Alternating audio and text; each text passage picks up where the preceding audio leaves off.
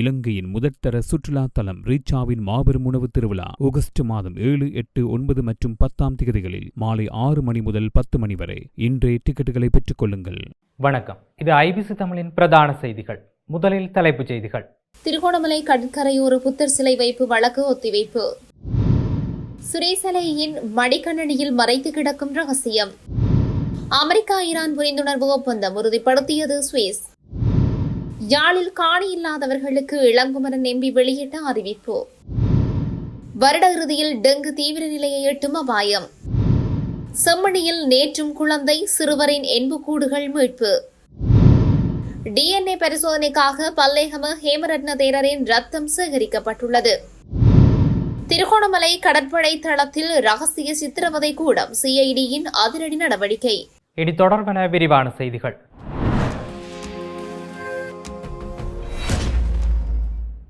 திருகோணமலை புத்தர் சிலை சம்பவம் தொடர்பான வழக்கு 2026 ஆண்டு ஜூலை 8 தேதிக்கு ஒத்திவைக்க நீதிமன்றம் உத்தரவு பிறப்பித்தது. திருகோணமலை நீதவான் நீதிமன்றத்தில் நேற்று திருகோணமலை விசாரணைக்கு எடுத்துக் கொள்ளப்பட்ட நிலையில் இந்த உத்தரவு பிறப்பிக்கப்பட்டது. திருகோணமலை பிரதான கடற்கரை பகுதியில் கடற்கரையிலிருந்து சுமார் 11 மீட்டர் தூரத்திற்குள் சட்டவிரோதமாக கட்டுமான பணிகள் மேற்கொள்ளப்பட்டதோடு அந்த பகுதியில் புத்தர் சிலை ஒன்றை நிறுவி மத மற்றும் சமூக ரீதியிலான பதற்ற நிலையை உருவாக்க முயற்சிக்கப்பட்டதாக கூறப்படும் சம்பவம் தொடர்பாக இந்த வழக்கு தாக்கல் செய்யப்பட்டது.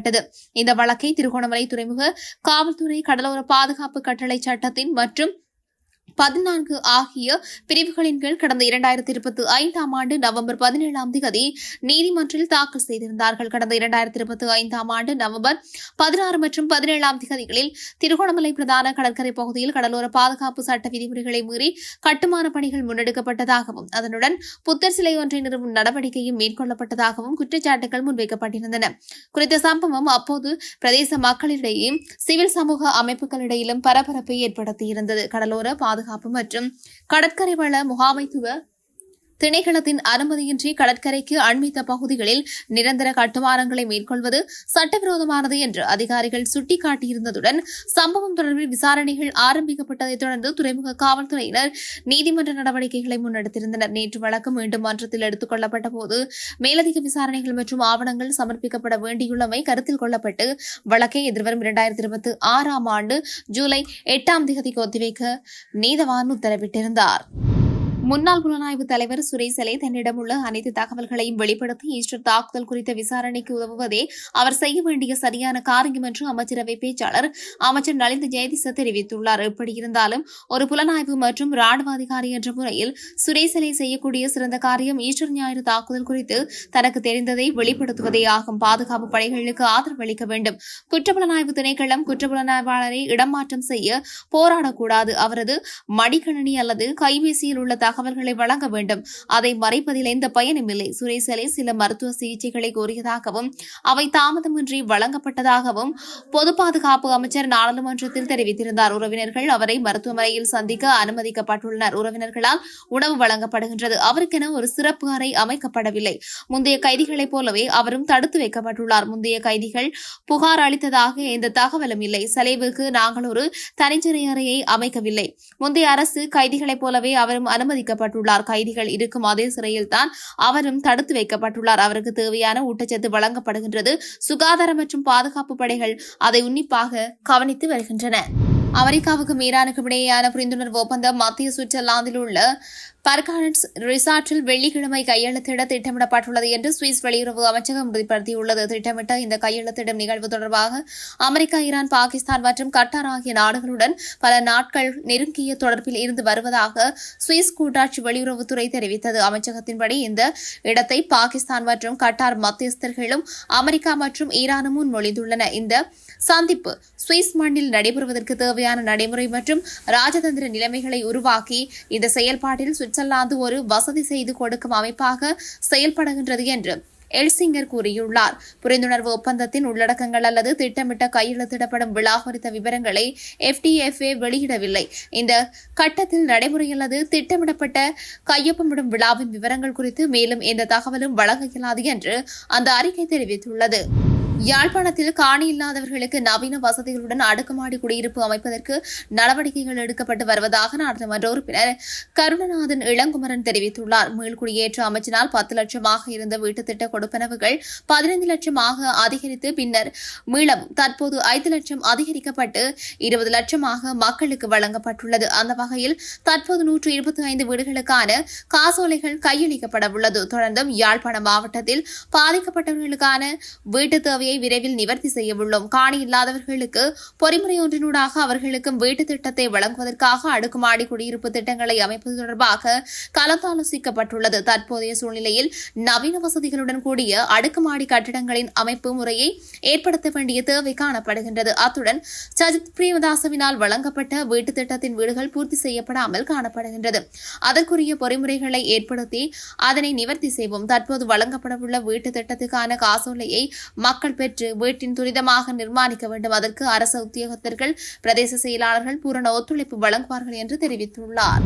டெங்கு நோய் பரவல் அதிவேகமாக அதிகரித்து வரும் நிலையில் இந்த வருடத்தில் டெங்கு நோயாளர்களின் எண்ணிக்கை அபாய கட்டத்தை எட்டும் நிலை காணப்படுவதாக சுகாதார அமைச்சின் செயலாளர் விசேட வைத்திய நிபுணர் அனில் ஜெயசிங்க தெரிவித்துள்ளார். ஏப்ரல் மாதம் முதல் டெங்கு நோயாளர்களின் எண்ணிக்கையில் அதிவேக அதிகரிப்பு பதிவாகி வருவதாக அவர் சுட்டிக்காட்டியுள்ளார். இதற்கமைய ஏப்ரல் மாதத்தில் 5600 டெங்கு நோயாளர்களும் மே மாதத்தில் 8500 டெங்கு நோயாளர்களும் பதிவாகியுள்ளனர். பொதுவாக டெங்கு நோய் சில வருடங்களுக்கு ஒருமுறை அதிதொற்று நிலையை அடையும் ஒரு தன்மையை வரலாற்றில் காணப்படுகின்றது. இதில் ஆகக்கூடிய சிவப்பு புள்ளி 2017 பதிவாகியுள்ளது. இவ்வருட வரைபடத்தில் நீல நிற புள்ளி மேல் நோக்கி சென்று கொண்டிருக்கின்றது. இதனை நாம் குறைக்க வேண்டியுள்ளது. எனவே இந்த நேரத்தில் நாம் விழிப்புடன் செயற்படுவது மிகவும் முக்கியமானது. வருடம் முழுவதும் இவ்வாறான செயற்பாடுகள் முக்கியமாகும். காலநிலை மற்றும் வானிலை நிலைமைகளுக்கு ஏற்ப இது மாறுபடலாம் என்றும் தெரிவித்துள்ளார். செம்மணி புதைக்குழியில் இருந்து நேற்றைய தினமும் 14 எண்புக்கூடுகள் அடையாளம் காணப்பட்டுள்ள நிலையில் ஏற்கனவே அடையாளம் காணப்பட்ட எண்புக்கூடுகளில் குழந்தையொன்றும் சிறுவர் ஒருவரையுமாக 5 எண்புக்கூடுகள் அகழ்ந்தெடுக்கப்பட்டுள்ளன. செம்மணி புதைக்குழியின் 3ஆம் கட்ட அகழ்வு பணியின் 27ஆம் நாள் அகழ்வு பணிகள் நேற்றைய தினம் நடைபெற்றது. நேற்றைய அகழ்வு பணிகளின் போது எண்புக்கூடொன்றின் இடுப்பு பகுதியில் ஒரு இரும்பு வளையம் ஒன்று சான்று பொருள் மீட்கப்பட்டுள்ள நிலையில் சிறுமி ஒருவருடைய பிளாஸ்டிக் காப்பை ஒத்த பொருளொன்றும் அடையாளம் காணப்பட்ட நிலையில் அதனை சுத்தப்படுத்தும் பணிகள் முன்னெடுக்கப்பட்டது. அதன் அடிப்படையில் இதுவரையிலான அகழ்வு பணிகளின் போது 380 எண்புக்கூடுகள் அடையாளம் காணப்பட்ட நிலையில் அவற்றில் 362 எண்புக்கூடுகள் அகழ்ந்தெடுக்கப்பட்டுள்ளன. 15 வயதுடைய சிறுமியொருவரை பாலியல் துர்நடத்தைக்கு உட்படுத்தியதாக கூறப்படும் சம்பவம் தொடர்பாக குற்றம் சாட்டப்பட்ட அனுராதபுரத்தின் முன்னாள் அட்டமஸ்தானாதிபதி பல்லேகம ஹேமரட்ன தேரர் DNA பரிசோதனைக்காக கொழும்பு அரசு ரசாயன பகுப்பாய்வு திணைக்களத்திற்கு அழைத்துச் செல்லப்பட்டுள்ளார். நீதிமன்ற உத்தரவின் அடிப்படையில் நெட்டம்புவ போலீசாரின் விசேட அதிகாரிகள் குழு ஒன்று நேற்று முன்தினம் இந்த நடவடிக்கையை மேற்கொண்டுள்ளது. இந்த சம்பவம் தொடர்பான விசாரணைகள் கடந்த ஏப்ரல் மாதம் ஆரம்பிக்கப்பட்டன. அதன்படி நெட்டம்புவ போலீஸ் பிரிவில் உள்ள தங்கும் விடுதியில் தங்கியிருந்த சிறுமியும் அவரது காதலர் என்று கூறப்படும் நபரும் போலீஸ் காவலில் எடுக்கப்பட்டனர். பின்னர் அந்த நபரும் கைது செய்யப்பட்டார். இதனையடுத்து பாதிக்கப்பட்ட சிறுமி மருத்துவ பரிசோதனைக்காக ஹம்பகா பொது வைத்தியசாலையின் நீதி மருத்துவ நிபுணரிடம் அனுப்பி வைக்கப்பட்டிருந்தார். அங்கு மேற்கொள்ளப்பட்ட மருத்துவ பரிசோதனைகளில் குறித்த சிறுமி இதற்கு முன்பும் பல தடவைகள் பாலியல் துர்நடத்தைக்கு உள்ளாகியிருந்தமை தெரியவந்ததாக தெரிவிக்கப்படுகின்றது. இந்த விவகாரம் தொடர்பான அனைத்து தகவல்களையும் போலீசார் நீதிமன்றத்தில் சமர்ப்பித்துள்ளதுடன் மேலதிக விசாரணைகள் தொடர்ந்து முன்னெடுக்கப்பட்டு வருகின்றன. திருகோணமலை கடற்படை தளத்திற்குள் அமைந்துள்ள கன்சைட் என்று அழைக்கப்படும் நிலத்தடி ரகசிய தடுப்பு காவல் வளாகத்தை மூடி முத்திரையிட குற்றப்புலனாய்வு திணைக்களம் நடவடிக்கை எடுத்துள்ளதாக தெரிய வருகின்றது. குறித்த தடுப்பு மையத்தில் சுமார் 60 நபர்களை ரகசியமாக தடுத்து வைத்து அவர்களை சித்திரவதைக்கு உள்ளாக்கி பிணைத்தொகை பறித்தமை உள்ளிட்ட பல கடுமையான குற்ற செயல்களுக்கு இந்த இடம் பயன்படுத்தப்பட்டதாக கூறப்படும் குற்றச்சாட்டுகள் குறித்து நடத்தப்பட்ட விரிவான விசாரணைகளை தொடர்ந்தே இந்த நடவடிக்கை எடுக்கப்பட்டுள்ளதாக தெரிவிக்கப்படுகின்றது. இது தொடர்பான உத்தியோகபூர்வ ஆய்வை மேற்கொள்வதற்கு திருகோணமலை நீதவான் இன்று அந்த இடத்திற்கு நேரில் விஜயம் செய்யவுள்ளதாக கூறப்படுகின்றது. இவற்றுள் கேகாலையைச் சேர்ந்த சாந்தரி என்பவர் தொடர்பான வழக்கு நடவடிக்கைகள் தற்போது பெல்காவல நீதிமன்றத்தில் விசாரிக்கப்பட்டு வருகிறது. மேலும் கொழும்பில் 2 தமிழ் இளைஞர்கள் காணாமல் போனது தொடர்பான விசாரணைகள் கொழும்பு நீதவான் நீதிமன்றம் இலக்கம் 3 அறிக்கை செய்யப்பட்டுள்ளதோடு இப்பாகமுவைச் சேர்ந்த பிரதீப் என்ற நபர் மற்றும் திருகோணமலையைச் சேர்ந்த 2 இளம்பெண்கள் காணாமல் போனது தொடர்பான வழக்குகளும் நீதிமன்றங்களில் சமர்ப்பிக்கப்பட்டுள்ளதாக காவல்துறையினர் தெரிவித்துள்ளனர். செய்திகளின் நிறைவாக மீண்டும் தலைப்புச் செய்திகள். திருகோணமலை கடற்கரையோர புத்தர் சிலை வைப்பு வழக்கு ஒத்திவைப்பு.